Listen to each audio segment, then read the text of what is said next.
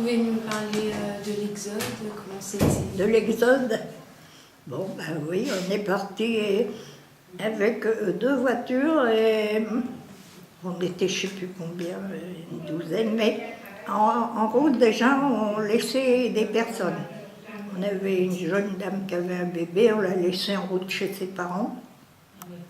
Et un couple qui avait un père très âgé, on le laissait à Courville.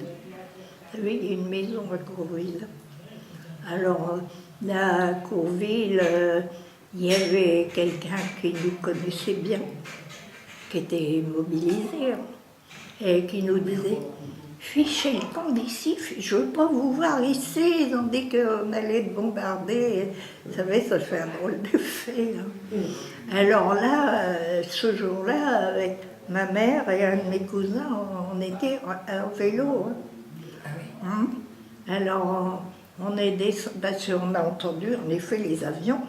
Alors, on descendait la côte à toute vitesse. Alors, ben oui. Et alors, maman a dit, vous m'avez fait peur, vous m'avez fait peur. Alors après, arrivé dans le bar, on était se mettre dans un champ de blé, peut-être, oui, blé, au mois de juin. Vous vous êtes caché dans le blé? Oui, oui. Ça ne nous aurait pas fait grand-chose, hein, mais bon, on avait l'impression d'être un peu abrité. Alors, bon, ben, le soir, on s'arrêtait, casser la croûte, et puis... Alors après, oui, ils ont décidé qu'on pouvait se caser sans aller en vélo. Alors, c'était deux camionnettes. Il y avait la camionnette de mon père, alors vous savez, c'était vraiment des petites camionnettes à l'époque.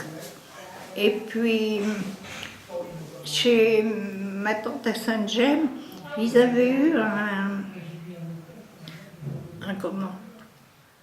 camion un monsieur qui avait remisé son camion, c'était un camion de marchand de... Ambulant? Les meubles pour les enfants, vous voyez, c'était ça. Il était haut, pas très large et haut. Alors bon, ben, ils ont arrivé à nous caser comme ça. Alors, c'était pas non plus les choses comme on a maintenant. Hein. Alors, je me rappelle, on était à 3 avec alors, mon cousin qui conduisait, moi et maman. Mais moi, il fallait que je les tienne par le cou hein, pour qu'on ait assez de place. Et j'ai dû, cette fois-là, c'est le jour qui a dû être le plus difficile, si vous voulez, pour nous. Et le soir, on a mangé dans un petit café. Ils nous ont donné du saucisson, je ne pouvais pas le manger tellement j'avais dû serrer les dents.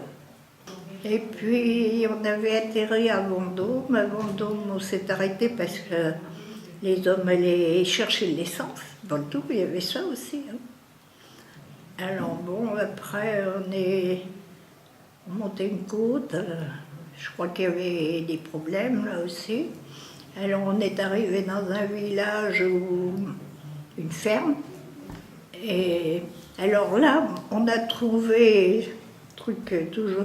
C'est pareil hein, quand on a peur. Enfin, on a trouvé des personnes qui s'étaient mis 2 couples pour acheter une voiture. Mais ils avaient de l'essence, mais ils étaient en panne. Ben, on les a remorqués. Ah, bah oui. Chose qu'on n'aurait pas dû faire. Parce que du coup, ça vous a fait gaspiller un peu plus d'essence. Ah, oui, voilà. Ça Et, a été une voiture aussi.